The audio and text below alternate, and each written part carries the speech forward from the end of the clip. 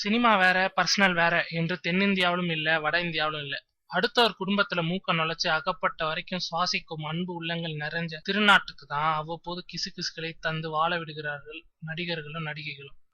போன வாரம் ரம்பா, அதுக்கு முந்தைய வாரம் வரைக்கும் அமலாபால், இந்த வாரம் யாருப்பா என்று மூக்கு நுனியை சொருகிற நேரத்துலதான் தானாய் வந்து சிக்கினார் கௌதமி. காதும் காதும் வச்ச மாதிரி பிரிஞ்சு தொல்ல வேண்டியதானே. கௌதமி கமல் வீட்டுலதான் குடியிருக்கிறாரா அல்லது ஆழ்வார்பேட்டையை காலி பண்ணிட்டு அயனாவரத்துக்கு போய்விட்டாரா என்று எவன் கேட்க போறான். ஆனா ஊர் உலகத்தையே உறங்க விடாமல் பண்ணிவிட்டது கௌதமின் விலகல் அறிக்கை. என்னதான் நடந்தது அப்படின்னு அடுக்கடுக்காக ஆழ்துளை போட்டு அலசியதில் ஒரு விஷயம் பளிச்சென்று தெரிய வந்திருக்கிறது. சபாஷ் நாயுடு படப்பிடிப்புக்காக வெளிநாட்டுக்கு போயிருந்தாங்களப்பா எல்லாரும், முக்கியமா கமல். அப்படத்தின் காஸ்டியூம் டிசைனர் என்ற வகையிலும் இன்னும் சில வகையிலுமாக சேர்ந்து கௌதமியும் போயிருந்தார். அங்க போன இடத்துல இவருக்கும் ஸ்ருதிஹாசனுக்கும் ஒத்து போகல. அதனால் 4 நாட்கள் அப்பாவையும் மகளையும் நிம்மதியாக விட்டுவிட்டு சென்னைக்கு திரும்பியிருந்தார் அவர். இவர் இந்த பக்கம் வந்ததும் அந்த பக்கம் காத்திருந்த பூனை ஒண்ணு தயிர் பானையை தட்டி விட்டதாம். அப்புறம் என்ன, பானையும் பூனையும் புரண்டு புரண்டு விளையாட சென்னைக்கு வந்த கௌதமிக்கு வந்து சேர்ந்ததான் தகவல். பூனை காலி பானையும் காலின்னு. விழுந்தடித்து கொண்டு ஓடியவர் பூனையை போட்டு பொளந்து கட்டிட்டாரு.